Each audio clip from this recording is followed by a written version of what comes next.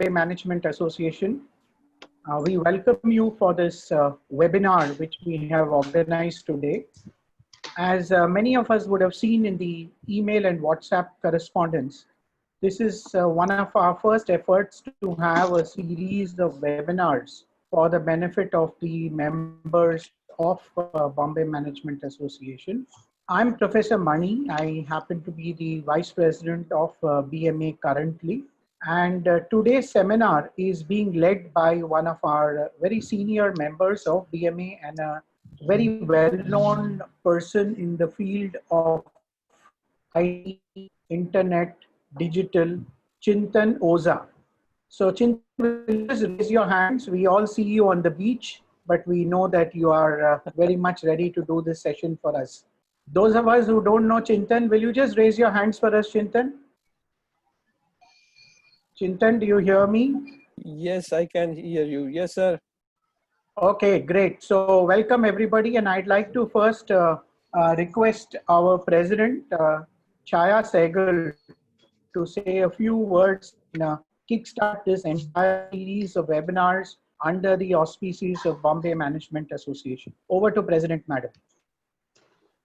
So good evening, everyone. It's a nice attendance. This is our one of the 3 initiatives which we have launched thanks to the virus attack. This is called Wednesday Wisdom Webinars.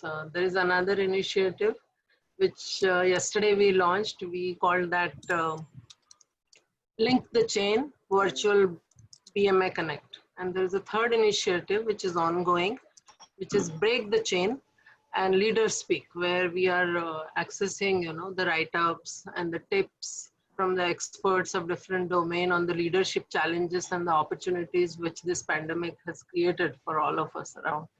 This being the first Wednesday webinar, this is rather special. This has happened because of the support of Chintan. Chintan is our senior executive committee member, as Professor just introduced him. Chintan, thank you so much for extending this Zoom facility to all of us. Thank you very much for agreeing to host the first webinar also. We are very happy and we are very proud of your contribution. And God willing, we'll have many more. Every Wednesday, we'll come to you with another relevant topic. So stay tuned, keep looking at our social media posts, and do share your feedback actively with our fellow members and even non-members, so that this time of being locked down at home can be used very fruitfully by all of us, where we can share wisdom with each other. And today's topic is the future of jobs, right, Chintan? And that future really looks very, very breezy and very, very optimistic. Look at the way where Chintan is sitting. If that is any indication of what is the future of jobs, then we definitely are feeling very, very upbeat about it. So Chintan, over to you. Let us hear, tell us a few things about our jobs also. If you want at the end of it today, you can have that liberty to tell me and Professor Mani and Mehul also what is the future of our jobs. All right, over to you, Chintan. Thank you so much. Good evening, everyone. I hope I am able, you all are able to hear me. I'm audible. Yes. Yeah. Okay, great. So I'll start I'll share my screen and let's start our presentation for the day.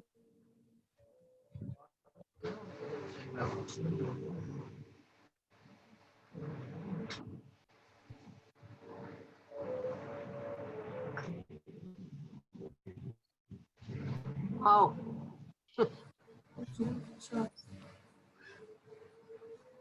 Okay, so are you guys able to see my screen? Yes. Go ahead. Yeah. Yes. Okay, great. So welcome to the presentation. We are formally starting our webinar for the day. So here is my talk on future of jobs.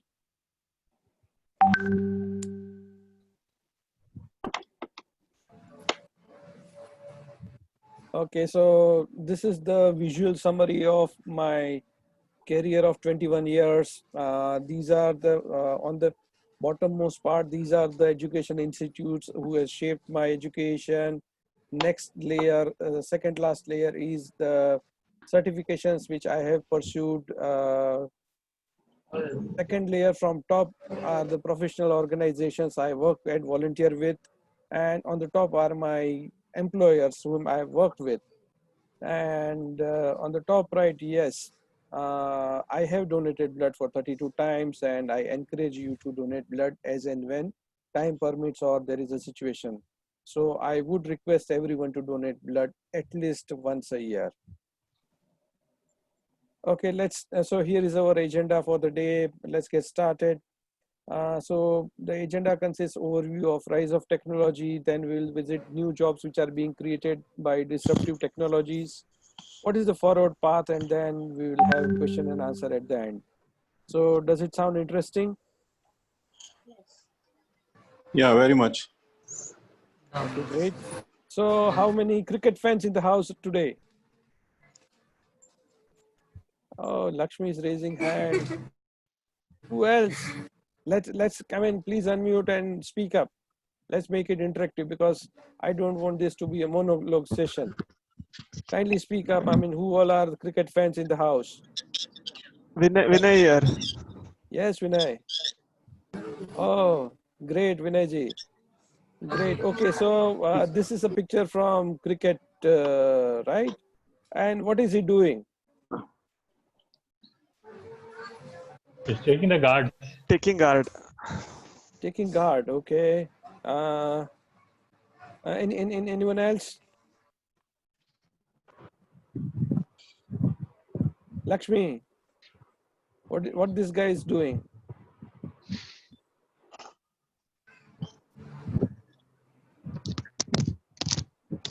Well, the same thing put differently, taking his stance before beginning his innings. Correct, sir. Yes. So as and when the new batsman comes on the pitch, he takes stance. And here we are, after Corona issues are solved, all of us need to take our stance once again and get started once again in the new world. So that is the message over here. Now, who are these people?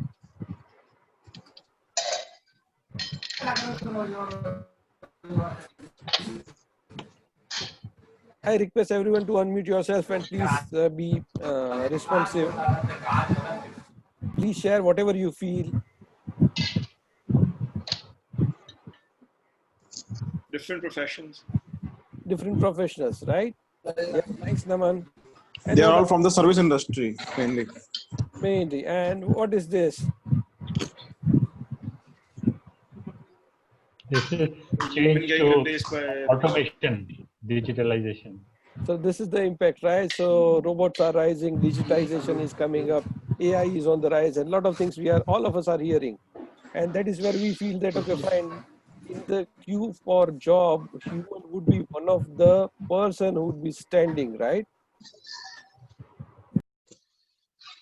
Okay, let's move next. So this guy is Eric Brynjolfson. He says technology always creates job and it's always destroying jobs.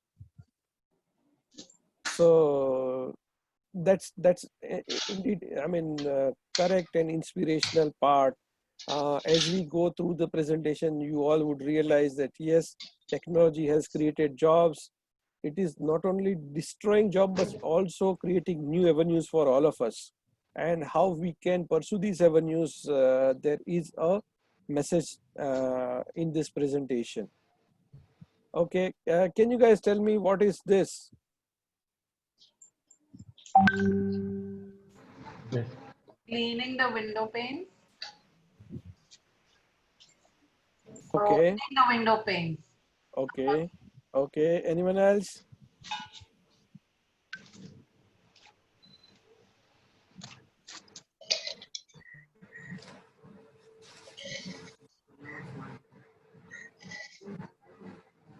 Okay, so let me give you some context over here. American government maintains a register of all the professions in the country. Since 1920, they have removed 2 professions from the register. This is one of them.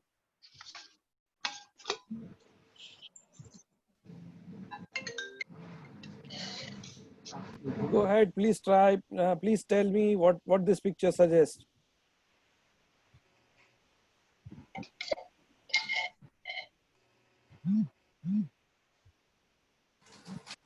Vinay ji, Naman, Deepak.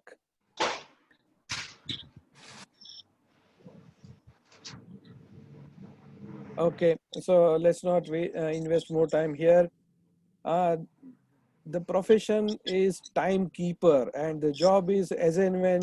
So there was a time when we did not have lot many alarms, and these guys used to charge for reminding people. So if you want someone to remind you something tomorrow, let's say tomorrow morning 7 a.m. you have to start somewhere and you want an alarm, then you just give this job to a person, and then this guy will come up with his long stick, knock on your window until you open the window. He will keep on knocking and wake you up.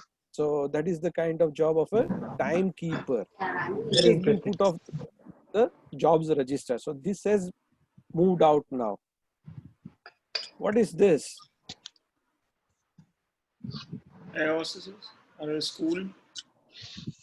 Nurses. Okay, let me give you a hint. This profession also exists in India these days, until these days. Hostesses. Elevator. Right, Ursula. So as and when elevator was a new technology and an in thing, they used to have elevator hostesses.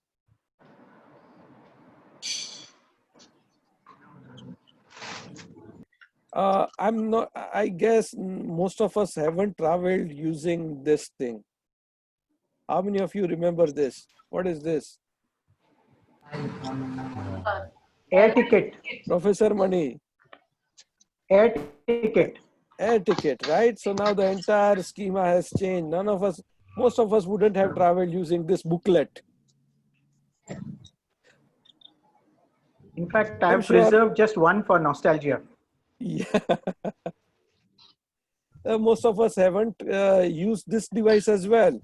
Yeah, we would. Telephone booth. A telephone ASTD PCO booth, right? Yeah, we have used this. You use this. Okay, now let me check, make this thing bit harder. Tell me, what do you hear? Modem. Dialing tone. Dialing tone. Oh, great. I mean, that's nice. Fax machine. Oh, fax machine is also there. So this is a dial-up modem. So this is sound of a dial-up modem. Not many of us have used this device because we are born in the era of always on internet.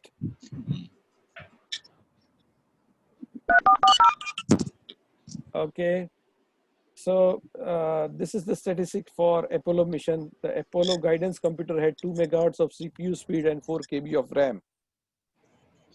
And just imagine the mobile configuration of yours right now. What is it? It's at least 4 GB RAM, right? Yeah.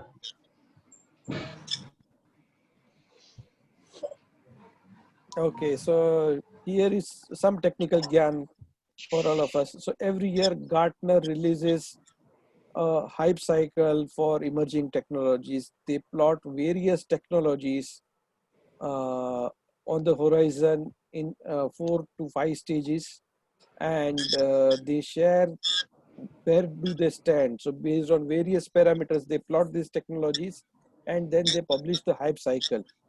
This hype cycle is available on Gartner.com. I would encourage you to visit this website as and when you have any questions about upcoming technologies, emerging technologies, I would say. Okay, so technology is taking center stage everywhere. New business models are driving transformation all across. So what's going on? Doctors are becoming programmers. Finance managers are learning AI. Management professions are also learning data science. So everyone is learning cross-domain skills, right? Earlier, we were focused only on certain technology. Doctors, like mean doctors, they never were using robotics. They were not exposed to AI. Nor finance guy used to do MIS. MIS was someone else's baby. Now finance guys are learning AI in a big way. Management professions are also learning data science and analytics. Beyond gig economy, we are moving to a state where Uberization of work is on the rise. So when I say Uberize, I mean all of you understand, right? Is there anyone in the audience who doesn't understand what do we mean by Uberize? Go ahead. Let's move on. So next one, the job titles that did not exist a decade ago. These were the jobs which did not exist a decade ago. Android and iOS developer, a Zumba instructor, social media manager, data scientist, UI UX designer. When I say UI UX designer, all of us understand, right? Big data architect, beach body coach, cloud service architects, digital marketing specialist, Uber driver, and Airbnb partners. So these professions never existed a decade ago. So technology has created this wave of jobs for all of us.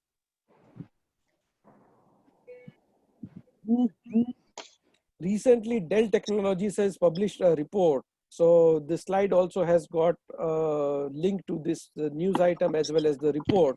It says 85% of the job that will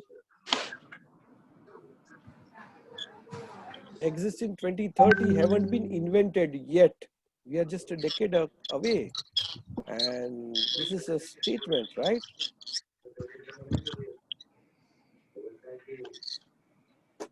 Another research report by an Australian firm. It says 65% of kids in preschool today would be employed in jobs that does not exist today. Alpesh, I would request if you can mute yourself, please. Alpesh Gandhi. Guys, give me a moment. Let me just mute Alpesh.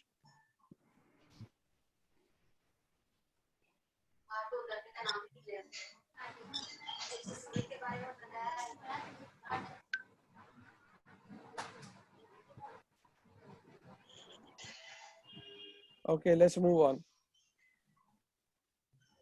So this is how jobs and technology of future is coming to us at a faster pace than we think, right?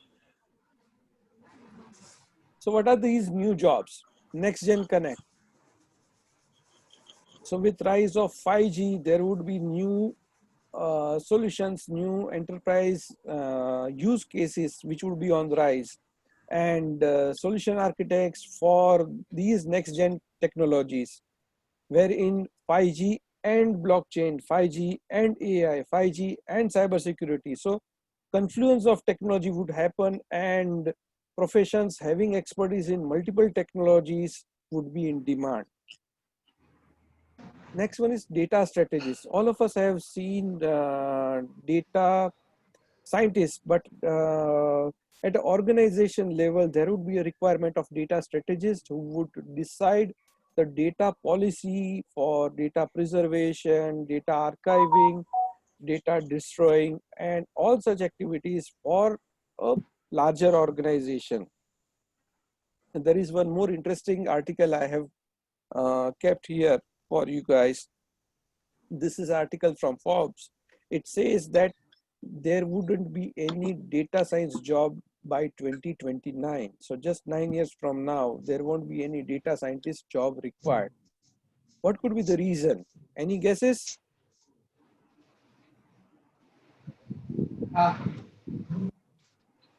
Maybe a machine will be doing it. Exactly, sir. AI. So rise of artificial intelligence and machine learning would be such that there won't be any requirement for data scientists or even coders as well. Let's move to the next profession, that is edge compute architects. So edge compute would be on the rise. Right now we are in the era of cloud compute, where computing happens in cloud at some distant place. Now the use cases would be such that you cannot afford to have latency of cloud.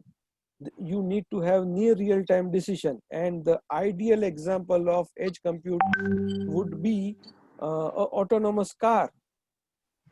So in an autonomous car, you cannot afford to have intelligence in cloud. You need to have intelligence as near as to the machine.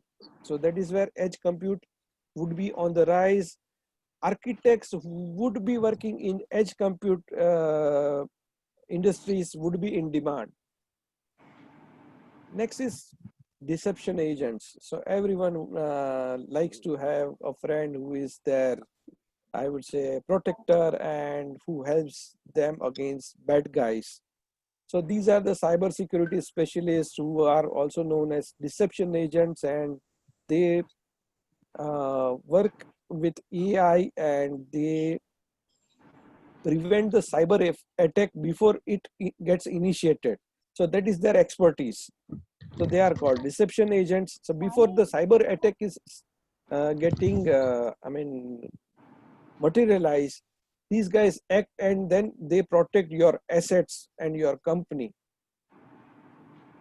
The next one is quantum compute solution specialist. So quantum compute is on the rise. In next 3 years, we will have multiple use cases. I'm sure most of us would have heard that to solve corona-related vaccine issues, multiple companies have started using quantum compute because they need to examine multiple combinations of various chemicals at a higher pace. And that is where quantum compute and solution specialists for quantum compute would be in demand. Ask a question, Chintan. Yes. How is the quantum compute specialist different from a data specialist? You know, what is the difference in the job? Can you? Yeah, sure, definitely. So data strategies or data specialist knows more to, I would say, crunch the data. And quantum computer specialist is a specialist for the compute. So if you want to process certain types of combination at a higher speed, then what kind of processor needs to be activated and how your compute requirement needs to be processed. These are the things would be designed by a quantum compute architect. Okay. Yeah, someone has raised a hand. Who is that?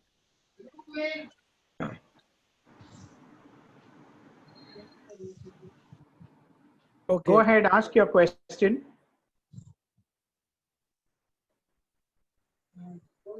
Actually, I am in presentation mode. I am not able to see who has raised the Correct, hand, but yeah. I got an alert. So any which way, let's move on. We will take your question at the end of the presentation. Better. So next set of professional is simulation specialist. Now is the time that there won't be any physical war in a war field.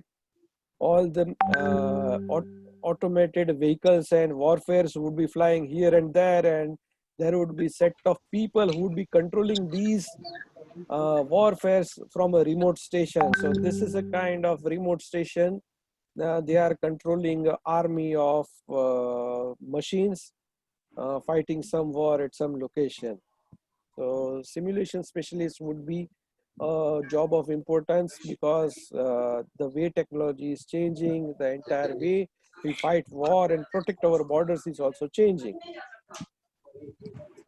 Oh, my favorite one, crypto evangelist. So blockchain is on the rise, cryptocurrency is on the rise. Yes, sir? Yeah, Murthy sir, you wanted to say something? Okay. So cryptocurrency is on the rise. Blockchain has multiple use cases. There are around 50 of them. Cryptocurrency is just one of them. Blockchain can be used in supply chain. Blockchain can be used in electronic health records. Blockchain can be used in social media. Blockchain can be used in manufacturing software. Blockchain can be used in monetizing music. It can be used in validating the authenticity of a diamond. So that is where the entire crypto army of cryptocurrency and crypto evangelist would be in demand. Let's go next. So e-commerce would be on the rise. This is a share commerce, like most of the people would be shifting to a co-working space. There would be a ride share which would be in demand. There would be different share economy would be there. Next is rapid transit planners. So unlike urban planners, there would be planners who would be planning urban transit options. So these are the kind of pods which are being deployed in Dubai by year 2025. So these are the people who would be planning these urban transport options, be it a hyperloop, be it bullet train, be it any other underground transport option or over the air transport option. There would be requirement of drone ports, unlike airports. So by 2025, a requirement for rapid transit planners also would be in demand. This is my son's favorite profession. He wants to be a owner of a drone fleet. So there would Wow. be people who would be having fleet of drones, deploying drones in different use cases. Last mile delivery, delivery of emergency medicine are notable use cases. Most of us have seen drones doing videography in our Indian weddings. So these are the kind of multiple use cases. The drones are also being used in security these days. All of us have seen video clips of drones trying to figure out where people are violating the lockdown and all such things. And during riot also, police is using drones extensively. Unlike drones, there would be an army of robocops. So we have seen RoboCop movies in our childhood, but this is in real in street of San Francisco neighborhood. Autonomous robots are patrolling the streets, and then they have capability to take pictures, issue tickets, and alert citizens in case of any crime or any potential intrusion. So that is where these robo fleets and robocops would be there on streets. All of us have seen Robo movie, and Rajnikant Chitti gets assembled through robo swarms. So self-assembling robo swarms would be available by 2025. These robots will be micro-programmed to take certain shape, do certain activity, achieve certain objective, and these micro robots would, as and when the command gets triggered or under certain environment, it will start the action. So the profession of robotics, mechatronics would be on the rise. Autonomous mobility, driverless cars. So yes, definitely US has got maximum number of autonomous routes today. By 2025, we hope that our long distance trucks also would be having this feature of autonomous mobility. Autonomous car, I feel that we are a decade away, but let's hope that if we get it sooner, the better. Autonomous shipping, there are extensive use cases and trials going on for autonomous shipping. So you need not send any human crew on a ship route. So from point A to point B, autonomous, unlike autonomous car, autonomous shipping, autonomous ship would start from point A and it will travel up to point B on its own. It will manage its balance during the sea. I mean, I would say when the sea conditions are not favorable, and that is how these use cases would not only help the humanity but also help the transport sector, because at times it becomes very difficult for ships to navigate in different sea conditions. Teleportation.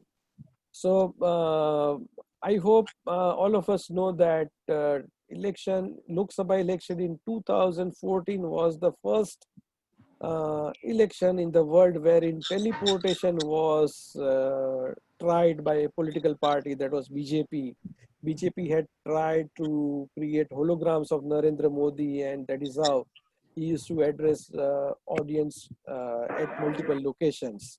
So teleportation would also be a reality. People, jobs, and professions related to teleportation would be in demand. Next is space exploration.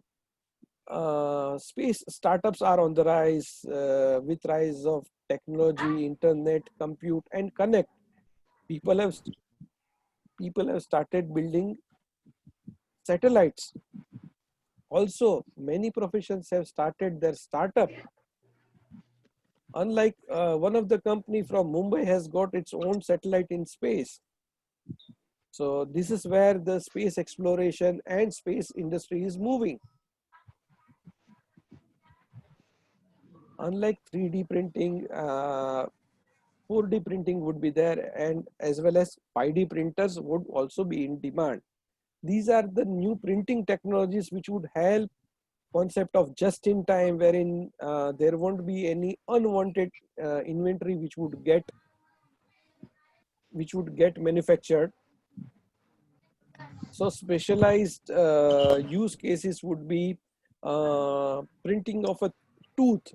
So right now, many doctors in Mumbai offer 3D printed tooth implants. So this is where 3D printing is being used in current scenario. 4D printing is something that I would say the atoms are programmed in such a way to so that they act in a different way as and when they are put in a different environment. So I have seen a use case wherein a stick becomes a life-saving boat as and when it is put into the water. So this is how 4D printing works. 5D printing is also helping us to build space colonies. So that is where the world is moving on. So a lot of things are happening. The way we live, we work now. The way we learn is also changing. A lot of digitization is happening across the class.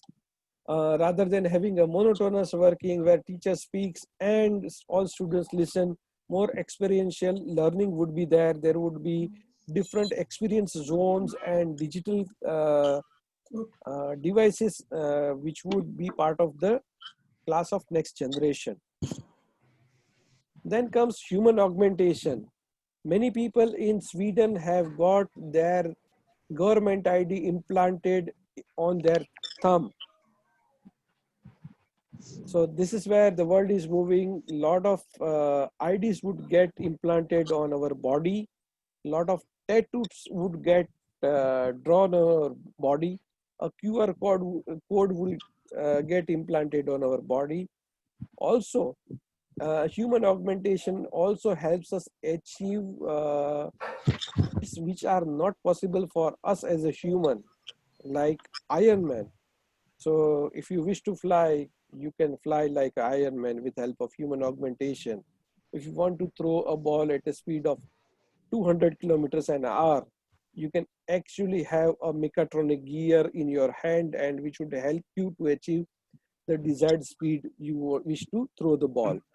So these are the new human augmentation features we are looking to. The next one is energy storage. So there is a lot of energy being generated by natural resources these days. Lot of windmills, lot of solar farms, and lot of I would say tidal power stations are also being set up. And that is where there would be a need to store energy, which would help us maintain 24/7 operation in the remotest areas. So these are the kind of energy hubs which would get created in near future. These are the series of battery banks which can store high capacity current, and as and when there is a dip in energy generation, these hubs would help maintain the power grid statistics and health of the power grid. There is a serious shortage of potable water, and that is where in remotest areas of Africa, atmospheric water harvesters have started taking place. These are the nets which we actually get hold of moisture in the air and then convert this moisture into potable water. Urban agriculturist. We are not having much of agriculture land left, and not many people are willing to go to the fields and then become a farmer. So that is where there would be a huge demand of agriculturists in urban areas, where they would be supporting us with various vegetables in the urban infrastructure itself. Chintan, is this what is called hydroponics? So yeah, definitely. So that is where hydroponics is the technology or science using which you can grow vegetables in water. Okay. So you don't need soil. You have water, and then you put water in a pot, and then you put a plate. You put certain like tomato seeds, or maybe I would say coriander leaves, and then that is where using the water becomes a nourishing medium. You don't need soil, and that is how you do the plantation. So that is called hydroponics. Thank you. Chintan, there is also concept of vertical farming. Definitely, sir. So these are the kind of vertical farming, urban are part of urban agriculture. So we don't have much of horizontal space, but we have vertical spaces available, and that is where a lot of urban farming would happen in vertical farming. Right. There are new use cases also as far as tree technologies are concerned. All of us know that Japan has grown watermelon of a shape of a cube. So you don't get a round watermelon, but you get a geometrically shaped watermelon. And that is where these tree technologists or advanced biologists would come in place, and that would help us grow new flowers, fruits with different shapes and different tastes. Oh, then there is, because we say that there would be shortage of food and farmers. Lab grown meat, synthetic meat also would be in demand, and that is where the entire industry would look forward for new synthetic foods, how to deliver essential nutritions using these foods and flavors, and likewise, so the entire food industry also would take would undergo a disruption, because there would be a mix and match of lab grown food as well as the food which is grown in farms, be it rural farms, be it urban farms, be it vertical farms, everywhere.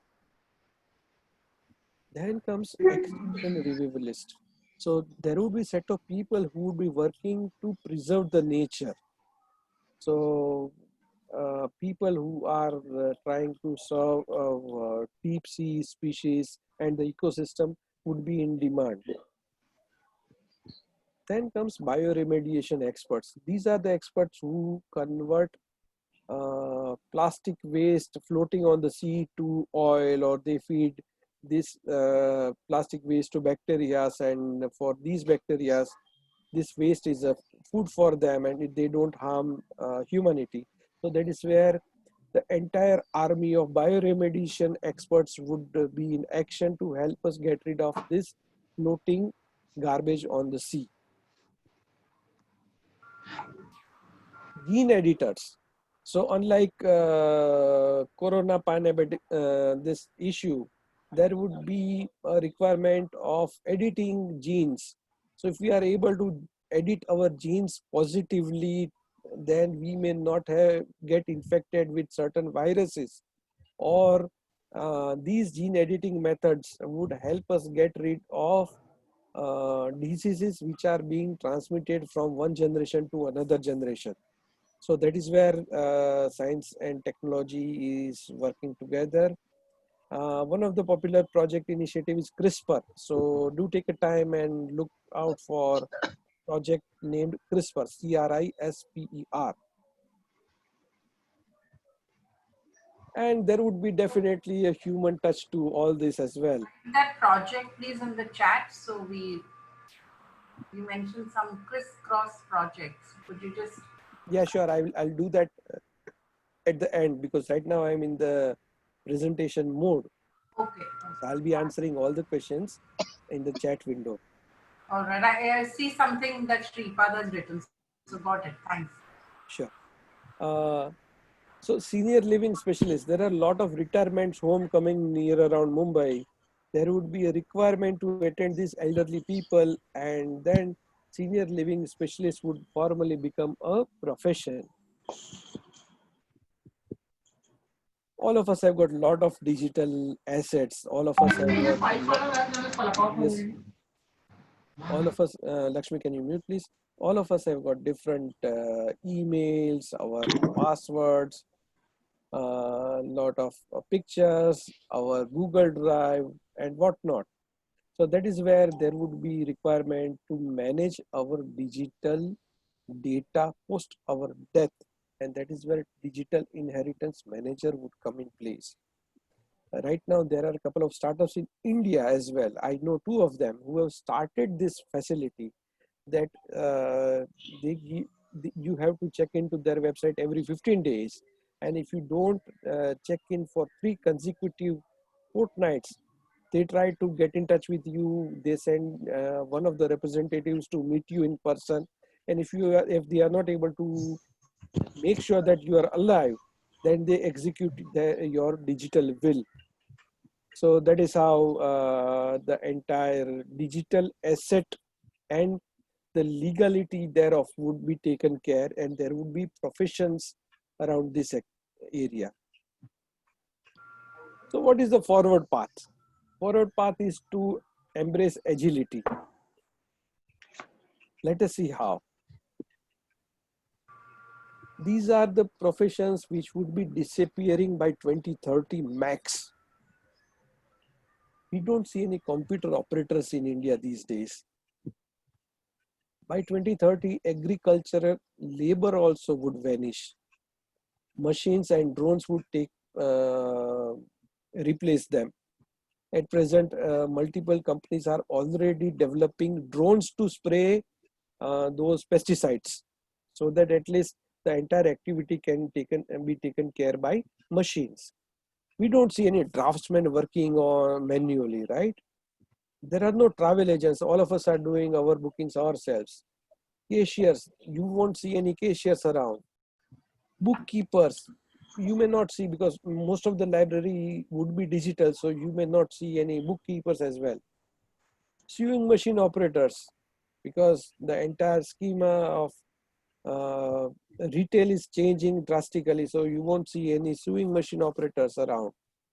Postal courier sorters, you won't see them, because the entire sorting process gets automated with machine learning, text scanning and barcodes. Bank tellers wouldn't be required, because there would be very minimal use of physical currency. You won't see any textile workers, because entire work would be taken over by machines.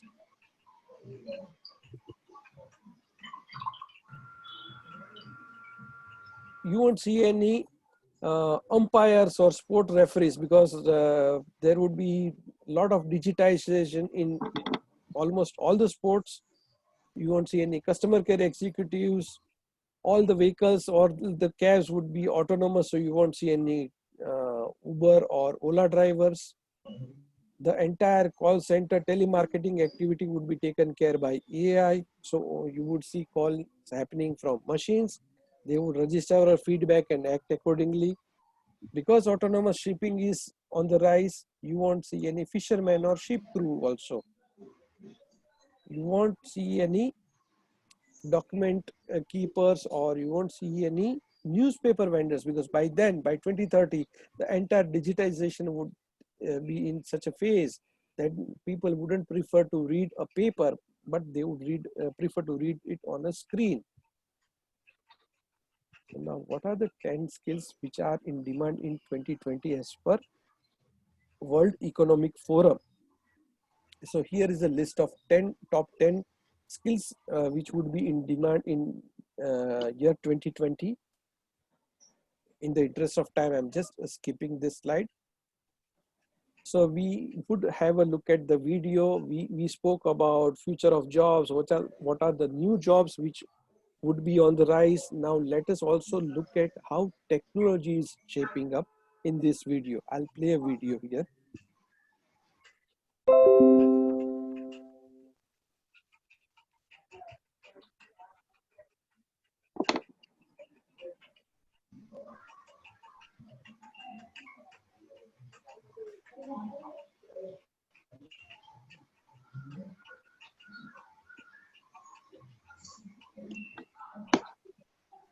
Okay, are you able to see my new screen? The top 10 strategic technology trends are trends that are shifting, changing, reaching key tipping points, and driving disruption. These are the technology trends that you can't afford to ignore. We're taking a look at the technology trends around two themes this year: people-centric smart spaces. Hyperautomation is the first people-centric trend.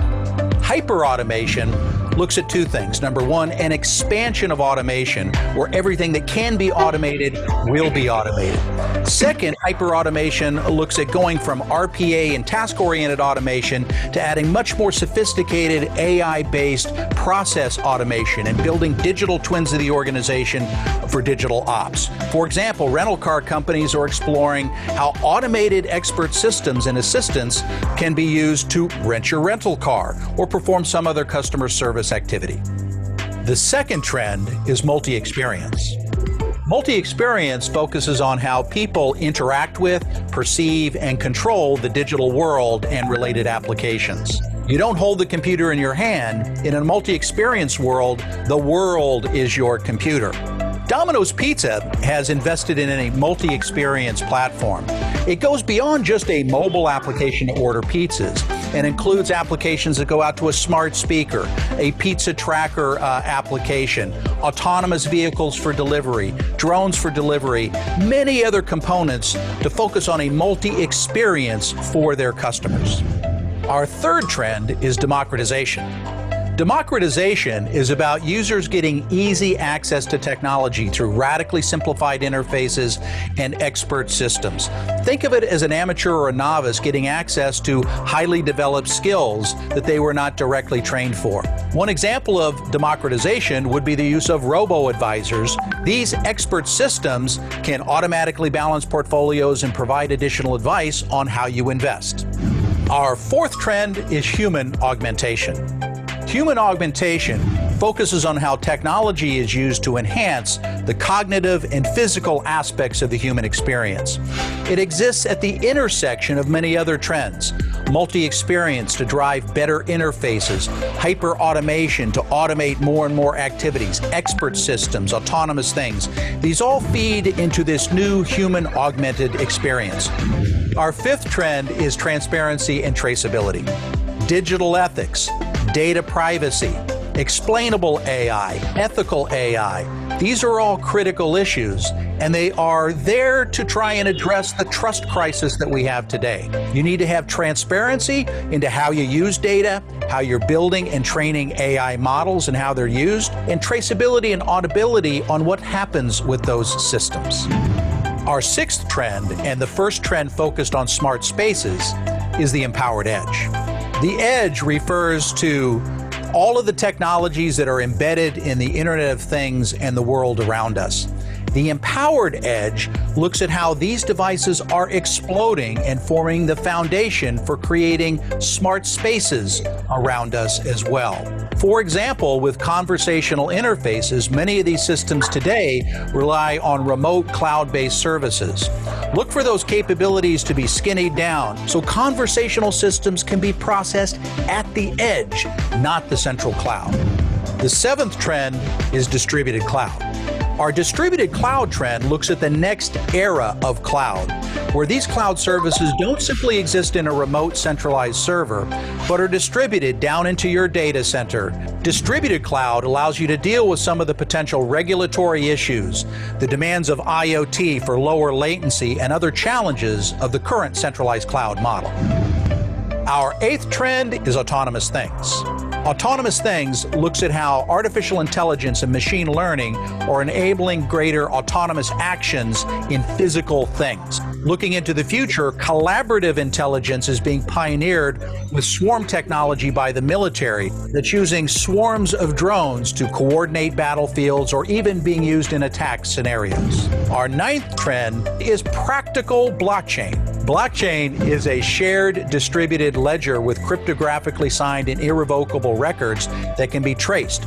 But limitations in that full blockchain model are leading to practical blockchain solutions using blockchain-inspired notions, focusing primarily on the shared ledger and lightly distributed aspects of blockchain.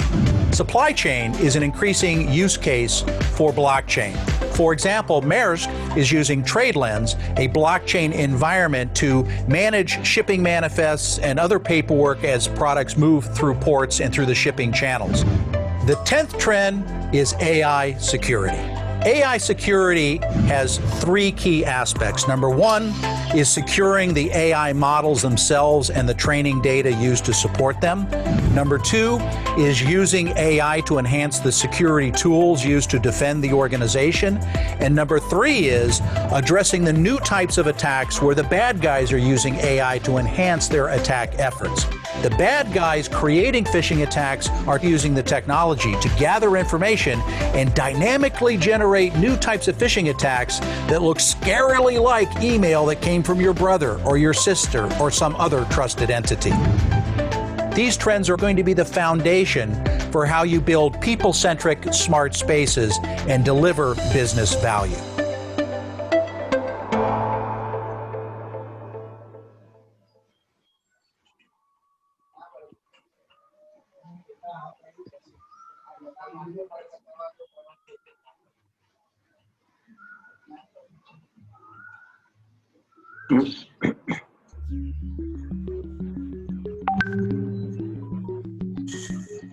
Okay. I hope Many people everyone think of was blockchain able to, as the technology that powers Bitcoin. While this was its original purpose, blockchain is capable of so much more. give me a moment, please. Despite the sound of the word, there's not just one blockchain. Blockchain is shorthand for a whole suite of distributed ledger technology.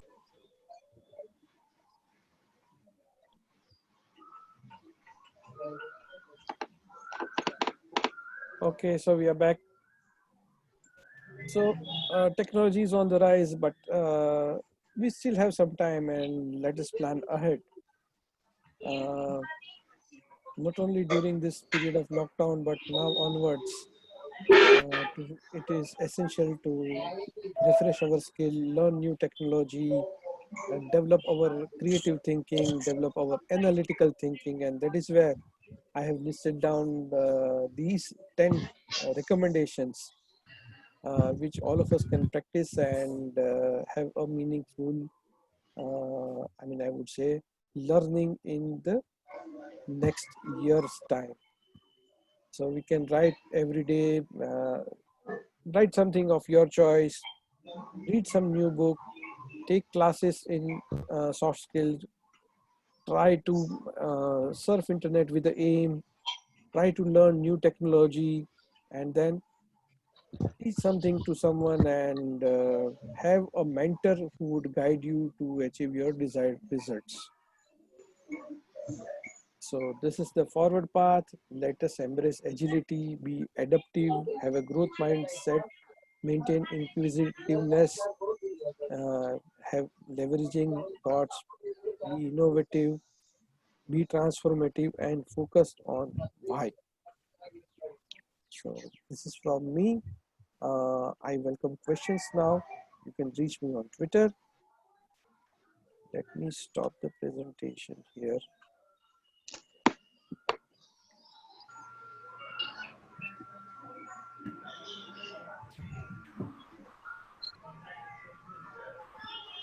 Well, Chintan, thank you very much. That was a very exhaustive presentation, and I think particularly Chintan's 10 commandments at the end seemed very, very interesting. I hope many of us will take it more seriously. Chintan, would you be able to spare another 10 minutes for a Q&A session? It's already 6 o'clock, I know. Yes, definitely. So let's go ahead and request everyone to share their queries, and I would be happy to answer. Hi, Chintan. Hello, Mehul Bhai, how are you? I'm fine, Chintan. I think there are two things which emerge from this. Putting it a little humorously, rather than this being a session on to know what is going to be the future, it was a session on scaring you as to, you better start learning, otherwise you'll become obsolete very fast. I mean, putting it in the humorous manner, but yes, it definitely opened, and I'm a person who is very much interested in the future, in the technology, and how things are going to shape up. So I could connect to it very well. Another thing which came to my mind while I was seeing this, and I can see, one or two other HR professionals like Vaijanti and others with me over here, is I see that, probably the function of human resource management, will change to machine resource management.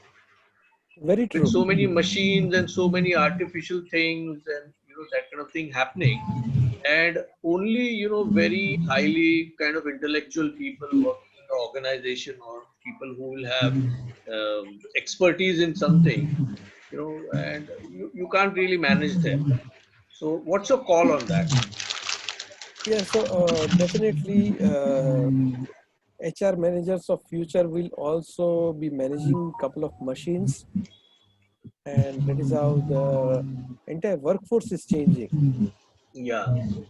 And many of the organization until as on today also, as Gartner said, by 2020, 12% of humans will have a supervisor who is not a human.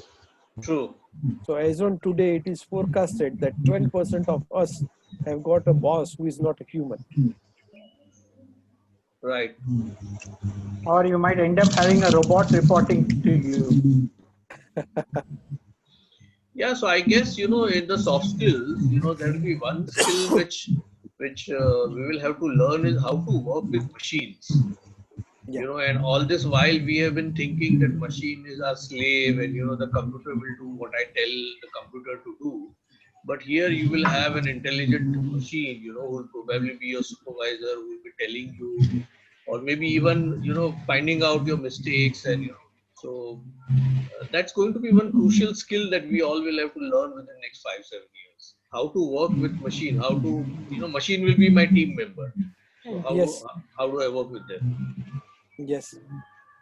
So that is where we would have new collaborative skills to be learned, and I would say a lot of new things to be learned. Go ahead, some more questions for Chintan. Yeah, basically, Chital, my concern was how do we build this into our education system? Oh, so Right from the school age to the higher education.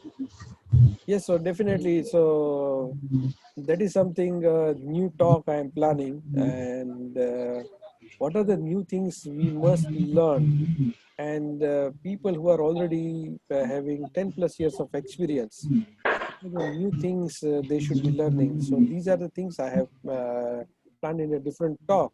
But however, not diverting your query, I would like to say that we must pick up technology of our choice and deep dive into that technology. Learn these technology spend some time every day to learn this technology and understand entire ecosystem of this technology. Who are the companies working in this technology, how they are working, what are the different startups in this ecosystem, who are the known personalities in this ecosystem, and that is how we should have a definitive learning path.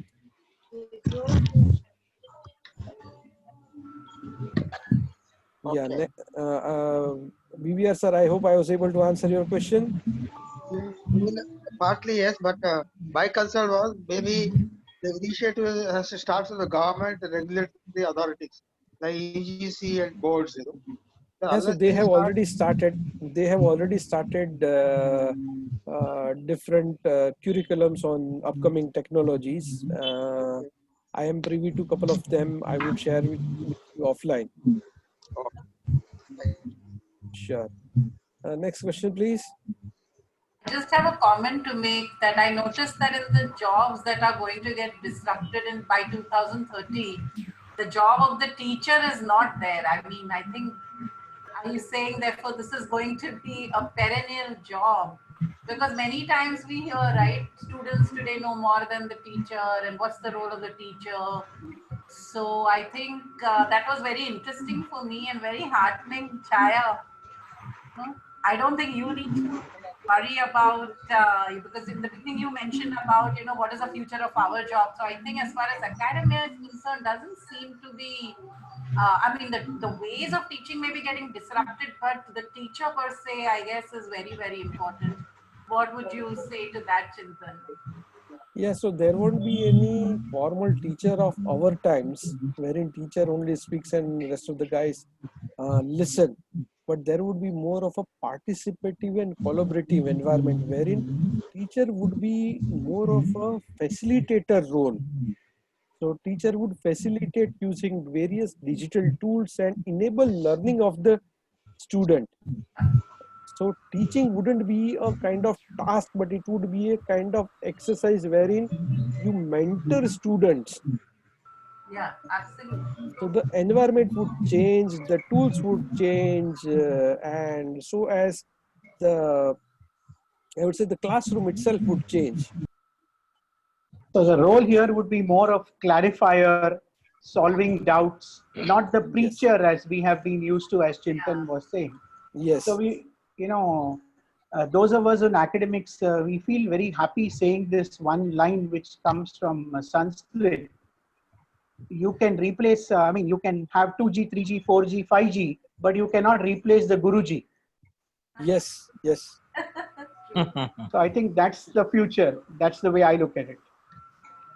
I look at it little differently, Professor Mani. I look at it little differently. I look at it like how Chintan was saying, the teacher is actually going to be only a person who is elaborating. It's like, we can have the best teacher in this world, his session is recorded and it is played in the classroom. And then there's somebody present over there who, kind of handles your personal issues at that point of time or helps the students to learn. So in reality, the person in the classroom, in my opinion, will not be a teacher. The person will be an elaborator. The teacher will be digital. That is what I think it's going to be. So probably the role of the teacher, even Vaijanti, the role of the trainer may not remain there, because with so much of digital learning happening, probably for people like you and me, we will be only elaborators. So there is a use case. One of the professor in one of the leading US university has deployed an algorithm to answer questions of his students. At a given point of time, he has got around 800 students. Right. And think of his time in research and other engagements. He is not able to answer questions of or queries raised by students. He did multiple, I would say, he tried multiple options like having certain team leaders and then expert students and all such things. But then ultimately, he devised the algorithm. So as and when the person emails their query to that specific algo, it analyzes the query and responds in a way, in a flavor, in a flair, the way a professor is responding to them. Wow. So that is a mix of AI and algorithm. So that is how the entire solution he has devised for himself. Oh, great. I look at it positively. Emotional connect, there is a certain emotional connect between a teacher and the students. Yeah, that would remain. But that would change in a mentor-mentee scenario. Even now, if it's a mentor-mentee relationship, the emotional connect is stronger. The emotional connect, in a democratic relationship is the strongest, whether it is between the parent and child, teacher and, or any other relationship. Yeah. But with everywhere, so much technology coming and surrounding you and, pushing you into doing things or, maybe sort of driving you with everything, I personally feel that the importance of emotional connect will increase even more. Yes. That's what I feel. Yes. In mentoring session and teaching sessions and even the value of facilitate. personal touch and personal education would definitely be there. Because even now, that slight touch of your teacher's hand to reassure you if you are feeling a little, jittery about something, it does wonders. I have seen that in classrooms. Our professor Vajanti will know, Professor Moradian, for example. The amount of emotional energy that man invests in teaching, that is what makes him a teacher loved by all, and that is why he's wanted. I don't know how many generations he has taught, but his liking doesn't change. People love him for what he is, and it is because of the strong emotional connect that he establishes. Yes. So that will remain, and that will remain in every job, is what I feel. Yeah, that's correct, I feel. Yes. It will remain in Be every HR job. or be teacher, everywhere. Everywhere. That will remain. We'll have to discover how to express it. We'll have to learn, how to showcase it so that, it is taken positively and it does the job of empowering and also inspiring the person. Because the person doesn't need your GAN anymore. The GAN is available much more than you can give everywhere. And to refresh your skills, you don't have much time left. True. It's just a year and a half, maybe 500 days from now. Things will drastically change. So our days are numbered and we should start refreshing our skills as soon as possible. Very nice, Chintan. Huh? Very nice. Very well done. And you finished on the dot also. Very nice. Chintan bhai. Chintan, can I ask you a question? Sorry. Yeah, sure, please go have ahead. that as the last question. Yeah, go ahead. Yeah, in our company, we have developed the symptom takers, like Apollo Hospital or other company also made this. So similar to that, can AI be used to detect in more accurate manner, like in our case or whatever Apollo Hospital or whoever has made? Yeah, so there are such symptom trackers or examiners already in place. There is a website called WebMD, and you can check. But in that case, we have to enter our symptoms, and based on that software is analyzing. So instead of that, AI tool is available with us. So is it possible to get the accurate data directly from the body or from the other parameters?